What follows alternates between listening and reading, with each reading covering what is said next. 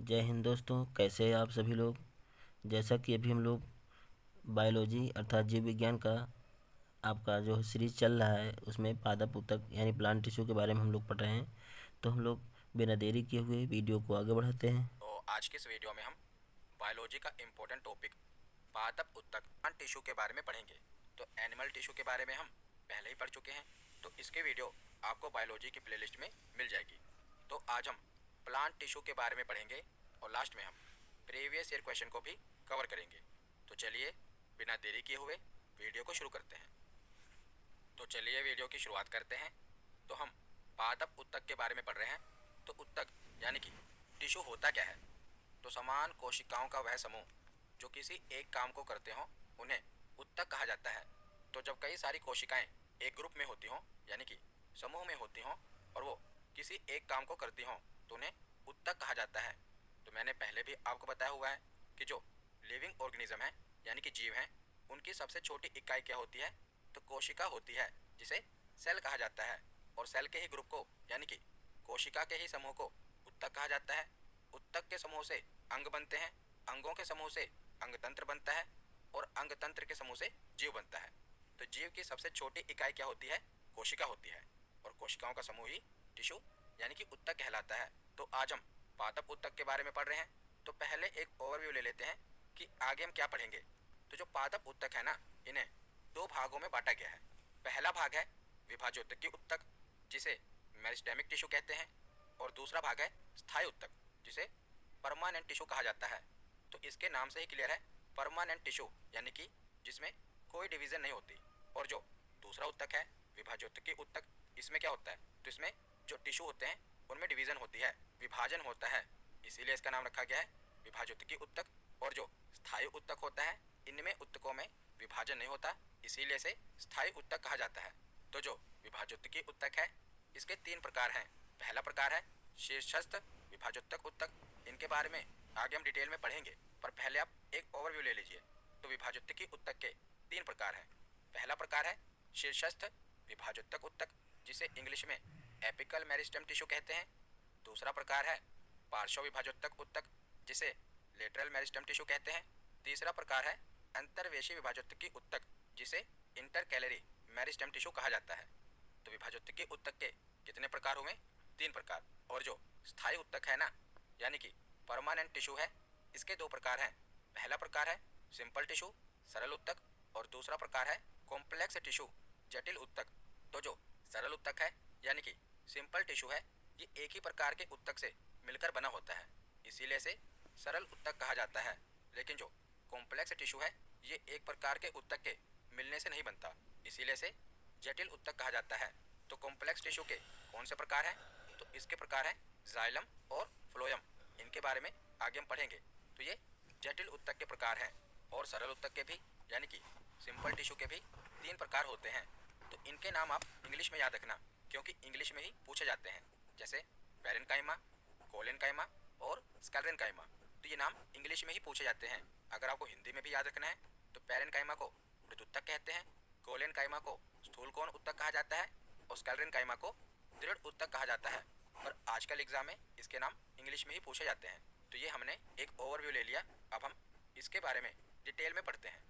तो शुरुआत हम करते हैं पादप उत्तक के पहले भाग से, यानी कि विभाजोत्तकी उत्तक, जिसे मेरिस्टेमेटिक टिश्यू कहा जाता है।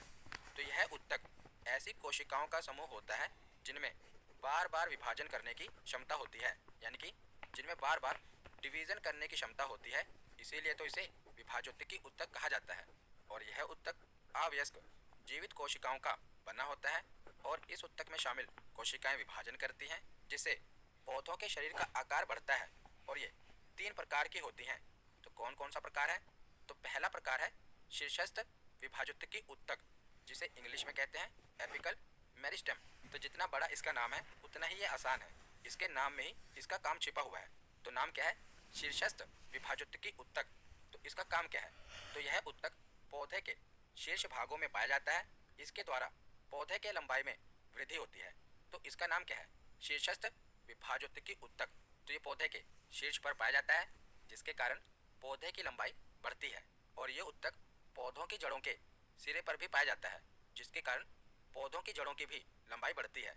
तो जो ये शीर्षस्थ विभाजोत्तक उत्तक है ना, ये पौधों के जड़ों के सिरों पर और पौधे के शीर्ष भाग पर पाया जाता है, जिसके कारण क्या होता है, पौधे की लंबाई बढ़ती है। इसके बाद अगला प्रकार है पार्श्व विभाजोत्तक उत्तक, जिसे लेटरल मेरिस्टेम कहा जाता है। तो इसका काम क्या है, तो यह पौधों के जड़ तथा तने के किनारों में पाया जाता है। इसके द्वारा पौधों के तने की मोटाई या गोलाई में वृद्धि होती है।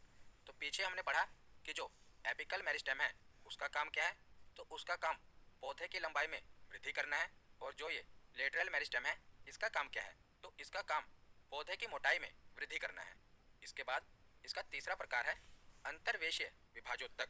तो यह पौधों के अंतर्वेशियों पर पाया जाता है। इसके द्वारा पौधों की शाखाओं की लंबाई में वृद्धि होती है और यह वास्तव में देखा जाए तो शीर्षस्थ विभाजोत्तक का ही अवशेष है। इनकी क्रियाशीलता से भी पौधा लंबाई में वृद्धि करता है। तो इसकी महत्ता वैसे पौधों के लिए है जिनके शीर्ष को शाकाहारी जानवर खा जाता है। तो पौधों के शीर्ष को खा लिए जाने के कारण ये पौधे अंतर्वेशीय विभाजोत्तक की सहायता से ही वृद्धि करते हैं। जैसे इसका उदाहरण है घास। तो जो घास होती है, आप देखते हैं कि जो जानवर होते हैं ये घास के ऊपरी भाग को खा लेते हैं, लेकिन जो घास होती है ये कुछ दिनों के बाद फिर से बढ़ जाती है। तो कैसे बढ़ जाती है, तो इसी उत्तक के कारण इसका नाम क्या है, अंतर्वेशीय विभाजोत्तक उत्तक। तो पादप उत्तक का पहला भाग हमने देख लिया। अब दूसरे भाग के बारे में पढ़ते हैं, जो कि है स्थायी उत्तक यानी कि परमानेंट टिश्यू। तो इस प्रकार के उत्तक में कोशिकाएं विभाजन नहीं करती, इसीलिए से परमानेंट टिश्यू कहा जाता है। और ये दो प्रकार का होता है। पहला प्रकार है सिंपल टिश्यू और दूसरा प्रकार है कॉम्प्लेक्स टिश्यू। तो पहले हम सिंपल टिश्यू के बारे में पढ़ते हैं। सिंपल टिश्यू यानी कि सरल उत्तक। तो इसका निर्माण एक ही प्रकार की कोशिकाओं के द्वारा होता है, इसीलिए से सरल उत्तक कहा जाता है। और इसके अंतर्गत तीन प्रकार के उत्तक आते हैं, यानी कि सरल उत्तक के अंतर्गत तीन प्रकार के उत्तक आते हैं। पहला प्रकार है पैरेन्काइमा, दूसरा प्रकार है कोलेनकाइमा और तीसरा प्रकार है स्क्लेरेन्काइमा। तो पहले हम इसके पहले प्रकार यानी कि पैरेन्काइमा के बारे में पढ़ते हैं। तो पैरेन्काइमा को हिंदी में मृदुत्तक कहा जाता है, लेकिन आपको इसका इंग्लिश नाम ही याद रखना है। एग्जाम में भी आपको पैरेन्काइमा नाम ही देखने को मिलेगा। तो पैरेन्काइमा उत्तक क्या है, तो यह अत्यंत सरल प्रकार का स्थायी उत्तक होता है। और इस प्रकार के उत्तक में कोशिकाएं स्पर्श करने वाले सेल वॉल पर किसी भी यौगिक का जमाव नहीं होता। तो जो कोशिकाएं होती है ना, यानी कि सेल होता है ना, सेल के बाहर क्या पाया जाता है, तो मैंने आपको पढ़ाया हुआ है सेल वॉल, जिसे कोशिका भित्ति कहा जाता है। तो जो पौधे होते हैं, पौधों की कोशिका भित्ति किस चीज़ की बनी होती है, तो सेलुलोज की बनी होती है। ये हम पहले पढ़ चुके हैं। तो जो पैरेन्काइमा होता है ना, इसमें जो कोशिकाएं होती है ना, एक कोशिका का दूसरी कोशिका से जो स्पर्श होता है ना, उसमें थोड़ा गैप होता है। आपको इसकी दो कोशिकाओं के बीच में थोड़ा गैप देखने को मिलेगा, जिसे इंटरसेलुलर स्पेस कहते हैं। तो इसका काम क्या है, तो पैरेन्काइमा का काम क्या है, तो यह पौधों के भोजन संग्रह करने वाले भागों में, यानी कि भोजन का भंडार करने वाले भागों में पाया जाता है। जैसे आलू, मूली, शलगम इसका उदाहरण है। तो आलू क्या है, तो आलू तने का रूपांतरण है। तने वाली वीडियो में हमने पढ़ा था। तो पैरेन्काइमा से एक ही प्रश्न बनता है कि इसका कार्य क्या है, तो इसका कार्य फूड स्टोरेज का है, यानी कि भोजन के भंडारण का है। इसके बाद इसका दूसरा प्रकार है स्थूल कोण उत्तक, जिसे कोलेनकाइमा कहते हैं। तो इस प्रकार के उत्तक में कोशिकाएं लंबी होती हैं और यह उत्तक पौधे के नए भागों पर पाया जाता है। यह विशेषकर तने के एपिडर्मिस के नीचे, यानी कि जो तने की छाल होती है उसके नीचे, और पर्णवरंत। तो पर्णवरंत क्या होता है, तो जो पौधे की पत्तियां होती हैं, ये पत्तियां तने से किसके माध्यम से जुड़ी होती हैं, तो पेटियोल के माध्यम से, यानी कि पर्णवरंत के माध्यम से ये पत्तियां तने से जुड़ी होती हैं, जिसे हम पत्ते का डंठल कह देते हैं। तो यह विशेषकर तने के एपिडर्मिस के नीचे और पर्णवरंत पर पाया जाता है, लेकिन यह जड़ों में नहीं पाया जाता। तो कोलेनकाइमा का कार्य क्या है, तो इसका कार्य पौधे को यांत्रिक सहारा और लचीलापन प्रदान करना होता है। तो एग्जाम में पूछा जाता है कि कौन सा उत्तक पौधे को लचीलापन प्रदान करता है, तो इसका सही जवाब क्या होगा, कोलेनकाइमा। तो आगे सरल उत्तक का तीसरा प्रकार है दृढ़ कोण उत्तक, जिसे स्क्लेरेन्काइमा कहते हैं। तो इस प्रकार के उत्तक में कोशिकाएं लंबी तथा पतली होती हैं, जिनके किनारे नुकीले होते हैं। तो इनकी कोशिकाओं को स्पर्श करने वाले सेल वॉल पर लिग्निन नामक द्रव का जमाव पाया जाता है। तो जो स्क्लेरेन्काइमा उत्तक होता है ना, इनकी जो कोशिकाएं होती हैं, कोशिकाओं की जो कोशिका भित्ति होती है ना, उनमें एक द्रव पाया जाता है जिसका नाम क्या है, लिग्निन। इस द्रव के कारण जो इसकी कोशिका भित्ति होती है वो थोड़ी मोटी हो जाती है। तो इसका काम क्या है, तो इनका काम पौधों के विभिन्न अंगों को कठोर और मजबूत बनाना है और उनकी सुरक्षा करना होता है। तो ये इम्पोर्टेंट है। तो ये पूछा जाता है कि कौन सा उत्तक पौधों को मजबूत बनाता है और उनको सुरक्षा प्रदान करता है। तो इसका सही जवाब क्या है, स्क्लेरेन्काइमा टिश्यू। और यह बीज के कठोर कवच तथा नट्स में भी पाया जाता है, जैसे अखरोट, नारियल। तो अखरोट के जो बाहर का कवच होता है, उसका कवर होता है, वो किस टिश्यू का बना होता है, तो स्क्लेरेन्काइमा टिश्यू का बना होता है। और जो नारियल होता है ना, नारियल के बाहर का जो कठोर भाग होता है वो भी स्क्लेरेन्काइमा टिश्यू का बना होता है। तो परमानेंट टिश्यू के दो भाग हैं, सिंपल टिश्यू और कॉम्प्लेक्स टिश्यू। तो सिंपल टिश्यू के बारे में हमने पढ़ लिया। अब हम कॉम्प्लेक्स टिश्यू यानी कि जटिल उत्तक के बारे में पढ़ते हैं। तो इसे जटिल उत्तक क्यों कहा जाता है, क्योंकि इसका निर्माण विभिन्न प्रकार की कोशिकाओं के मिलने से होता है, इसीलिए इसे जटिल उत्तक कहा जाता है। और जटिल उत्तक दो प्रकार का होता है। पहला प्रकार है जाइलम और दूसरा प्रकार है फ्लोएम। तो जाइलम और फ्लोएम का काम क्या है, पहले देखते हैं जाइलम। तो जाइलम उत्तक जड़ों से जल और घुले हुए खनिज लवणों को पत्तियों तक पहुंचाता है।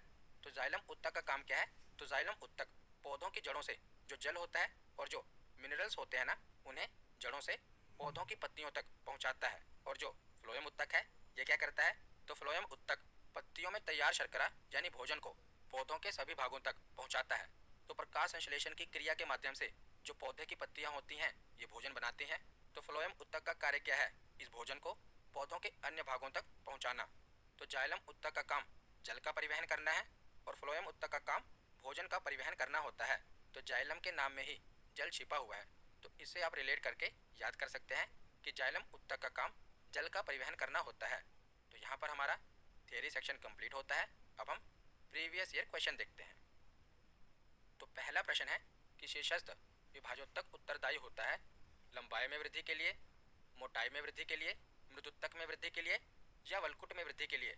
तो इसका सही जवाब क्या है कि पौधे की लंबाई में वृद्धि के लिए शीर्षस्थ विभाजोत्तक उत्तरदायी होता है।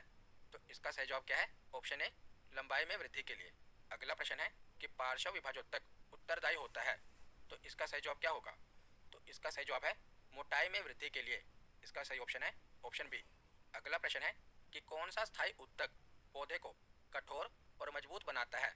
तो बताइए कौन सा स्थायी उत्तक है जो पौधे को कठोर और मजबूत बनाता है। तो इसका सही जवाब है ऑप्शन सी, दृढ़ उत्तक, जिसे स्क्लेरेन्काइमा टिश्यू कहा जाता है। तो इसका सही जवाब है ऑप्शन सी। अगला प्रश्न है कि पौधों में लचीलापन निम्नलिखित में से किस उत्तक के कारण होता है। तो बताइए पौधों में लचीलापन किस उत्तक के कारण होता है। तो इसका सही जवाब है ऑप्शन बी, कोलेनकाइमा। अगला प्रश्न है कि निम्नलिखित में से कौन सा उत्तक भोजन को संचित करने और पौधे को सहायता प्रदान करने में सहायक होता है। तो भोजन के भंडारण में कौन सा उत्तक सहायक होता है। तो इसका सही जवाब क्या है, तो इसका सही जवाब है ऑप्शन सी, पैरेन्काइमा उत्तक। अगला प्रश्न है कि बताइए निम्नलिखित में से कौन सा स्थायी उत्तक नहीं है, स्क्लेरेन्काइमा, पैरेन्काइमा, कोलेनकाइमा या जाइलम। तो इसका सही जवाब क्या होगा, जाइलम। जो जाइलम है ये सरल स्थायी उत्तक नहीं है, ये जटिल स्थायी उत्तक है। तो इसका सही जवाब क्या होगा, ऑप्शन डी, जाइलम।